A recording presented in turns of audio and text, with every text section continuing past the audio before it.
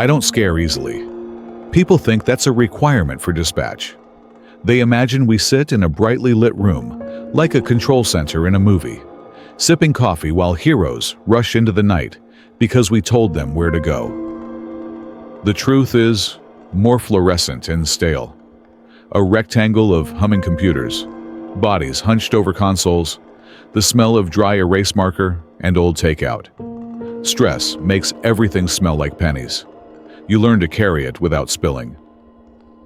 I started at the county PSAP 5 years ago.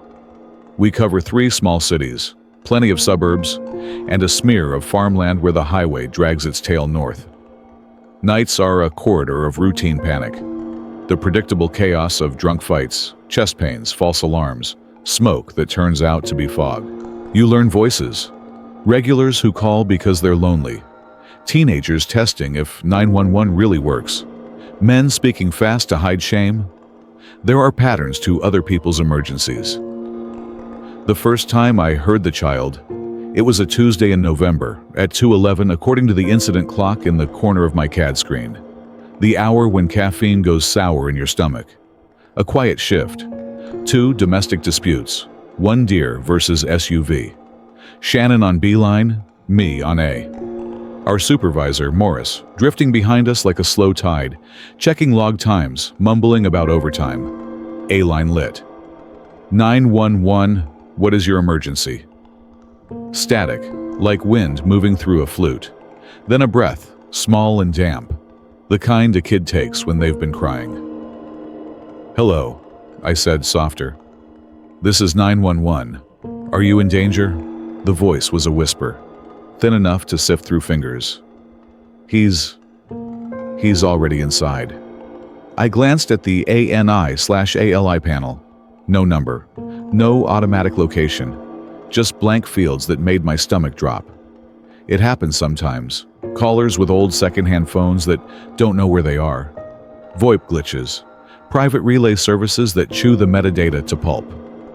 But the emptiness felt deliberate, like the screen was holding its breath with me. Who's inside?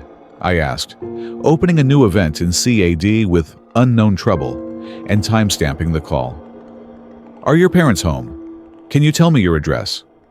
He's in the kitchen, the child said, so quietly that my headset hissed around it. He was watching us. He knows the songs we sing. I opened the mapping tool anyway, a blank canvas waiting for a dot. Sweetheart, what's your name? No answer, just one breath. Then the line went dead. Shannon looked sideways at me, eyebrows up. I shook my head. Morris stepped in, brows pinched. Hang up, he asked. No ANI, no ALI, child whispering. I replayed the automated recording. Our system runs a loop of the last 5 seconds you can scroll back through with a foot pedal. And I let them hear it. He's already inside. Morris scratched something on his clipboard. Mark it abandoned. Log it. We'll ping telco. We did. The carriers came back with shrugs. No record of the call. You don't call a ghost number back. I went home at dawn with the whisper in my ears, like a seed stuck under my tongue. I kept thinking about the things kids say when they don't have words thick enough for terror. He knows the songs we sing. I pictured sticky dishes in a sink, magnets on the fridge, a man between those ordinary objects like a stain no one can scrub out. I told myself I'd forget. You have to forget to keep coming back. The second call happened 9 nights later, Friday, 1:07. The kind of night that starts with teenagers late from parties and ends with fathers pacing hospital waiting rooms. The line lit, and I said the script and the breath came back. He's already inside. I stared at the screen. Again, no number, no location data. The voice was the same, a small breath forced into the shape of words. Kids' voices usually change. Lisp or pitch. Some unique wobble that hooks your memory. This one felt like a template. The idea of a child pressed down into sound. Is this the same child as before? I asked, which was useless. Are you safe? Do you need police, fire, or ambulance? "We locked the back door," the whisper said, and I heard a sound I couldn't place, not a cry. Something like a short laugh dragged across teeth. "Where are you?" I asked. "Can you look at a piece of mail? Can you tell me what town you're in?"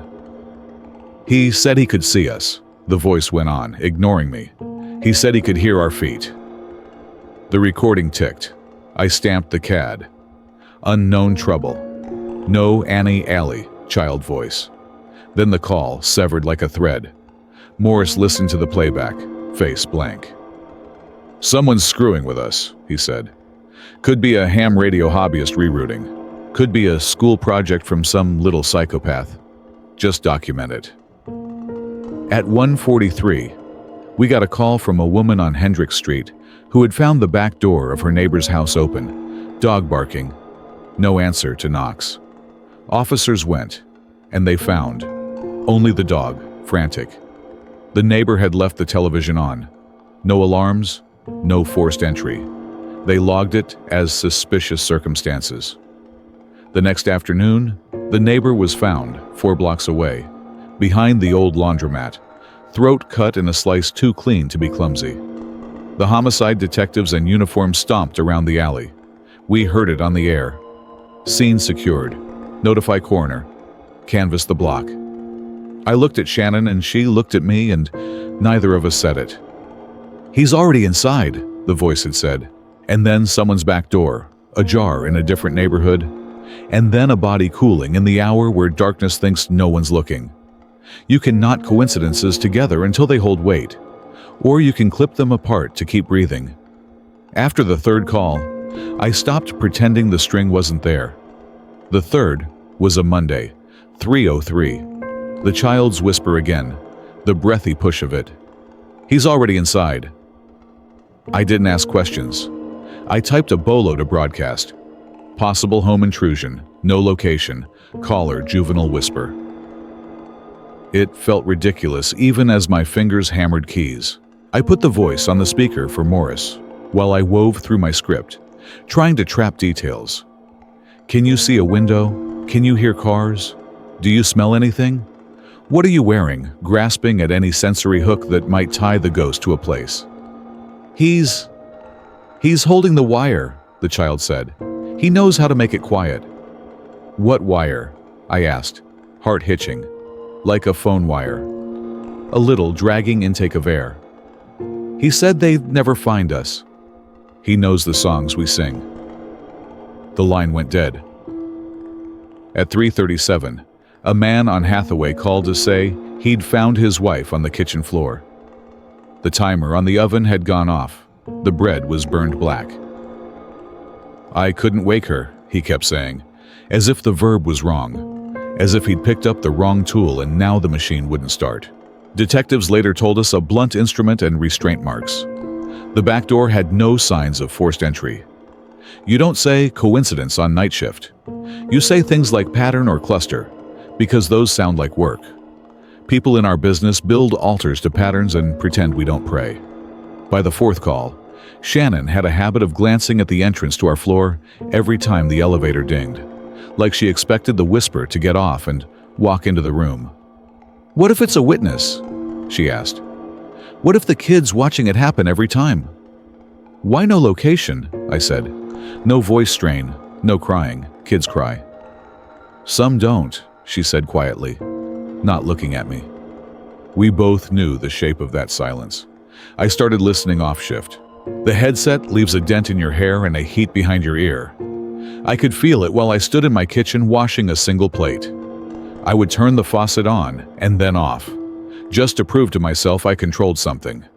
If a neighbor's dog barked, I would stand still and count the seconds between barks, as if the pattern could reveal a map. My dreams turned into long hallways where every door was the same and every room smelled like someone else's laundry. I woke up with the taste of copper in my mouth. Not blood, just the memory of the metallic air in our call center. Morris filed a formal report after the fifth call.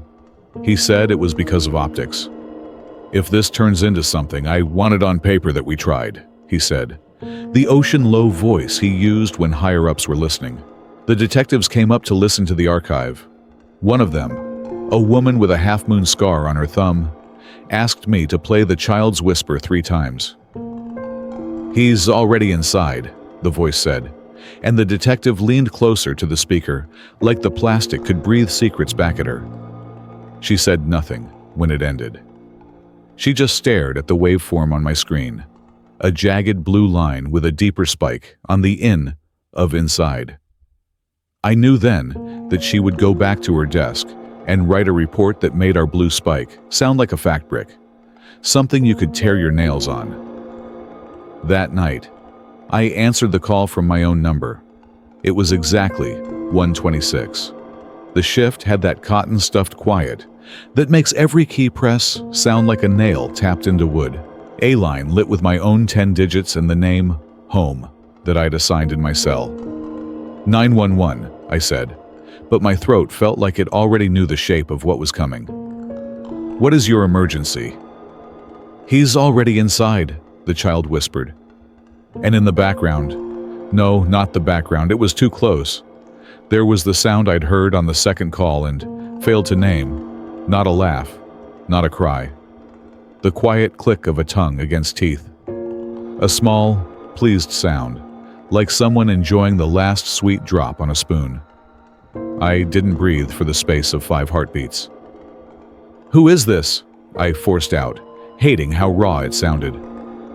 "Why are you calling for my number?" No answer, just breath. "Is someone in my home?"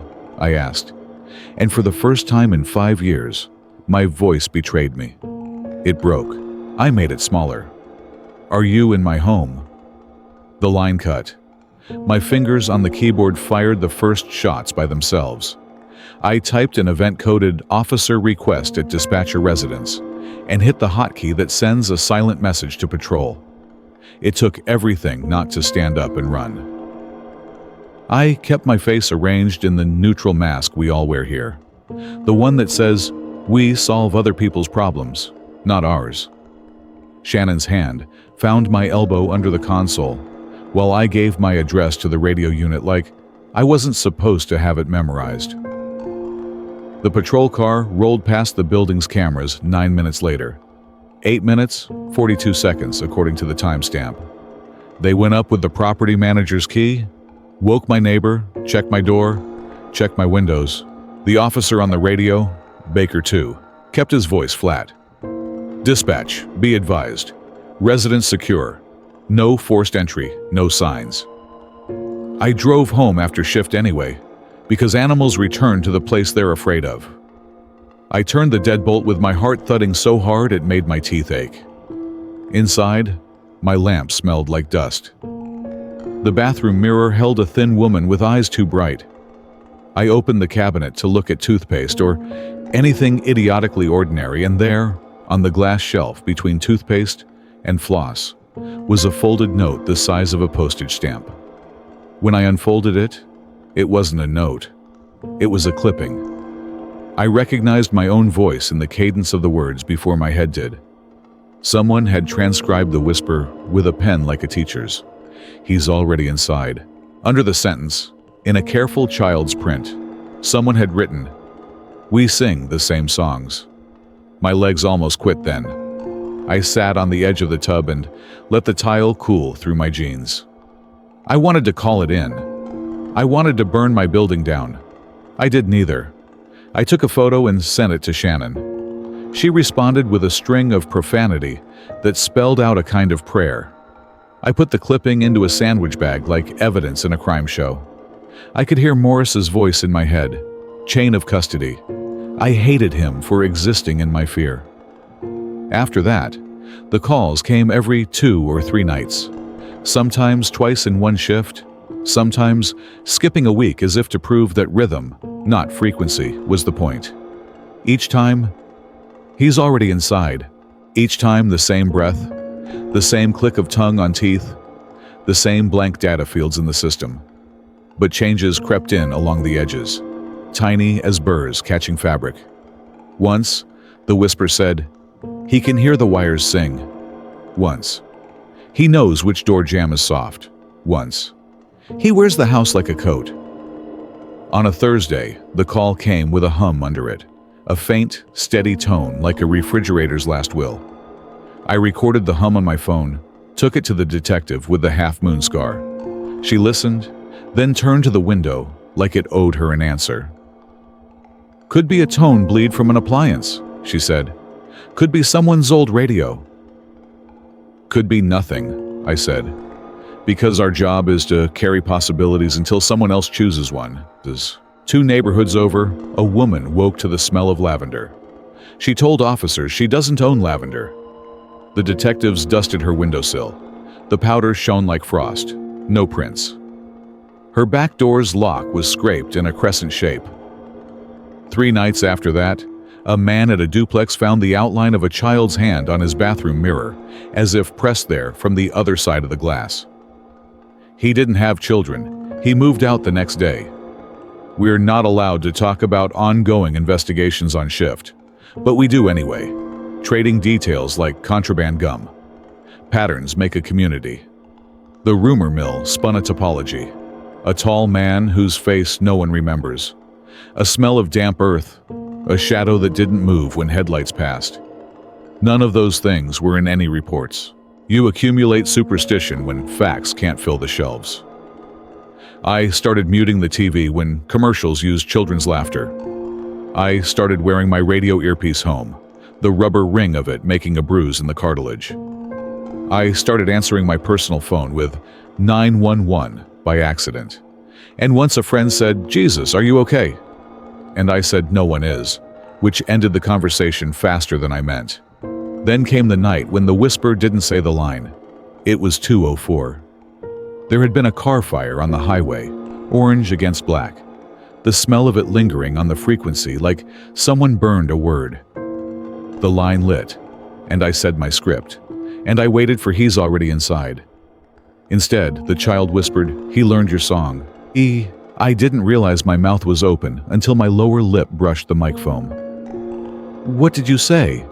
A small click of tongue. "He said we don't need phones anymore." I stamped the CAD. My hands shook. The letters looked wrong in the box. Unknown. Trouble felt obscene. "Where are you?" I asked. A useless needle digging for compass. "Can you see a window? Can you see a clock?" "We can see the red blinking," the voice breathed. "My console has a red LED that blinks when the second channel is recording." "Who is we?" I asked. The line went dead. I pulled my headset off. The world rushed in, a flood of other voices, the racket of the HVAC, the thud of the elevator doors. When you wear the headset long enough, silence becomes violent. I stood, and the room swam, and Morris's hand was under my elbow. "Sit," he said, not unkindly. "Take 5. "I want a unit at the center," I said. "Now." He did it. I watched the little car icon on the map crawl toward us in a cartoon of safety. It didn't help. I stared at the entrance door to our floor and expected a child-sized shadow. Shannon wheeled her chair to bump mine. "Do you want me to take A-line?" she asked. "I want someone to answer the next one and tell me it's a prank," I said. I wanted to be a bored teenager with a voice box as a science project. "It's not," she said. It was not comforting. The next call came at 2:33. Not my number. The system populated a number that could have been real. A local exchange. 7 digits that didn't set off alarms in my pattern-trained brain. I answered, and the voice didn't whisper. It was my voice. "He's already inside," said me from somewhere else. Same pitch, same speed, same catch on the word inside. It was like hearing your own laugh on a video and realizing how alien it is. I swallowed something sharp. "Who is this?" I asked, though I knew the shape of the joke. It wasn't a joke. "Look up," my voice said from the receiver. I looked at Shannon, whose eyes were already on the ceiling. We both tipped our heads back at once like a pair of curiosities on strings. The fluorescent light above our consoles stuttered. The plastic cover vibrated. Just a tremble you could call HVAC if you needed the world to stay normal. Through the grid, I thought I saw— no, I did see— 2 small handprints, perfect and upside down on the inside of the plastic, as if a child had pressed greasy fingers there and then climbed into the warm shell of the light fixture. My headset was still on. My own voice hissed in my ear. "He says thank you." The light cover flexed, as if something inside it was breathing. Shannon whispered my name like a question. Morris lunged for the wall switch. The lights went dark in a hard click. In the sudden night, the glow from our monitors made everyone's faces look like masks. The line was still open. I heard breathing, not one breath. 2. One small and quick, one longer, like the exhale of someone about to speak. I don't remember disconnecting. I don't remember logging out. I remember a unit's radio popping as the officer downstairs said, "Dispatch, we have—" and then the squawk as his mic clipped off. And then those 3 seconds where human attention is a perfect, fragile glass before it shatters. When the lights came back on, the plastic cover was cracked. A hairline fracture like a road on a map. The underside was clean, no handprints. Shannon said she'd seen them. Morris said it was glare. The officer upstairs saw nothing except a woman at a console with tears on her face, who kept repeating unknown trouble under her breath until the words had no meaning left. After that night, the calls slowed down. That should have helped. It didn't. Fear is a metronome. When it stops, you still feel the phantom beat in your bones. The detectives made an arrest 6 weeks later, in a case they said was connected, then unconnected, then provisionally unconnected pending evaluation. A man with dead eyes. He worked in cable installations. He knew a lot about lines. He knew how to stand in a kitchen and be mistaken for a shadow. He didn't fit. He fit too well. They pinned some houses to him and let the rest flutter in the wind. I kept working nights. What else do you do? Emergencies kept happening for people who had never heard a whisper child. Sometimes, when a new trainee sits at A-line, I stand behind them and watch their shoulders. The first time an abandoned call lights up, I wait for the small freeze in the scapula, the breath they don't know they held. They say, "911, what is your emergency?" And I hear in their voice the world before the sentence that followed me home. When it's really quiet, when the room has that penny smell and the clocks seem loud enough to punch through the walls, I lean back and close my eyes. I listen to my own breath in my headset. On some nights, there's a click of a tongue on teeth that doesn't belong to me. On some nights, I think I hear singing. Not words, just a tune children hum when they don't know anyone is listening. A song you only learn from the inside of a house. And every time a line lights, and my mouth shapes the script, there is a fraction of a second where I know, as surely as I know my own address, that the voice waiting on the other end has been here the whole time. He's already inside. I was 19 when the radio came into my life. Our dorm room was a box stacked on top of other boxes, the kind of place that always smelled faintly of burnt popcorn and industrial carpet cleaner. Nights were noisy. Someone always blasting music, yelling in the courtyard, doors slamming in the hall. But at 3 a.m., when the chaos collapsed into silence, you could hear something else. The building breathed, the pipes clicked, and if you were unlucky, you could catch the faint hiss of static, thin as dust in your ears. It was my roommate, Kyle, who found the shortwave. He spotted it at a flea market off campus, an ugly, square brick of plastic with a dial that squeaked when you turned it. He thought it was retro. I thought it was trash. He set it on our desk anyway, between stacks of textbooks and ramen cups.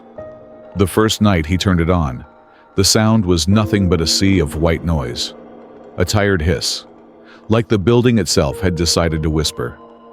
Then, through the static, a voice slipped in. "Kyle." We both froze. The voice was faint, but sharp. A child's whisper pressed thin, as if the sound came through a wall you couldn't see. Kyle laughed nervously. "It said my name, right? You heard that." Before I could answer, the whisper came again. "Ethan." That was my name. We sat there, staring at each other, the radio humming like an exposed wire. I told myself it was chance, two common names strung together by some late-night DJ on a forgotten station. But the voice didn't stop. It began describing things. "He leans on the desk. She's asleep now. He left the window open." Every sentence was true. Each line matched exactly what one of us was doing in that moment, or what was happening in the rooms around us. My skin prickled with every word. We told ourselves it was coincidence. We even laughed about it the next morning, the way you laugh about nightmares over breakfast. But Kyle couldn't leave it alone. Each night, he tuned the dial again.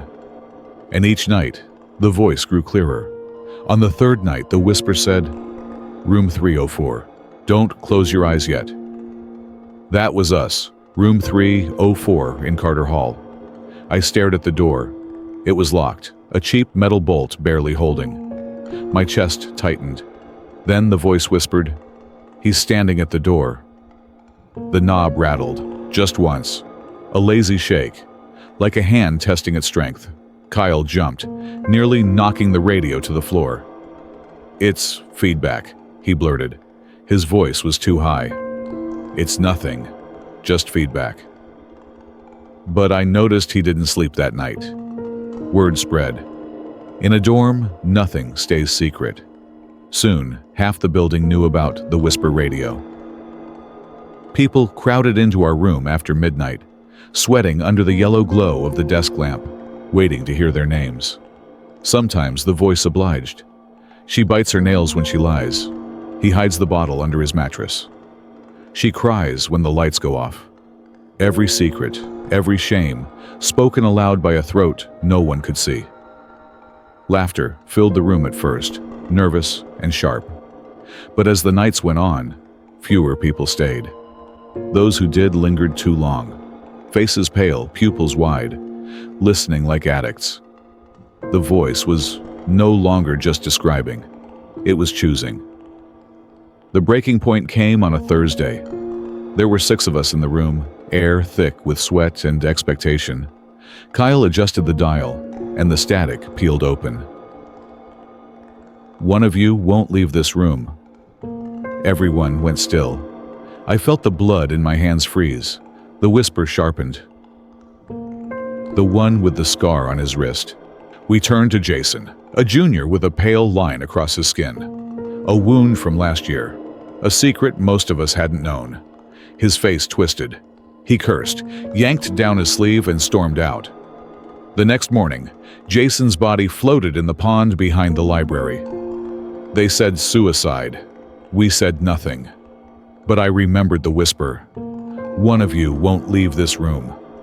After that, the radio became poison. People avoided it. But Kyle couldn't stop. He listened longer, deeper, sometimes through the entire night. His eyes hollowed out, skin waxy under the fluorescent lights. He barely ate. He barely spoke. I tried to unplug the radio when he wasn't looking. He'd plug it back in, hands trembling. "Don't you get it?" He hissed at me one night. "It's not describing. It's directing." I told him he sounded insane. He told me I was deaf. The whisper grew bolder. "He's on the stairs now." She shouldn't have left her window open. "He dreams of falling." The words chased us even outside the room. One night, I sat in the library trying to study when the overhead speaker crackled, just for a moment, just enough static to make my stomach flip. "Ethan," it whispered. I slammed my book shut and left. Kyle started hearing it without the radio. He'd snap his head toward dark corners, eyes wide. "Did you hear that?" he'd ask, breath shaking. "No," I'd say. But I was lying. I heard it too.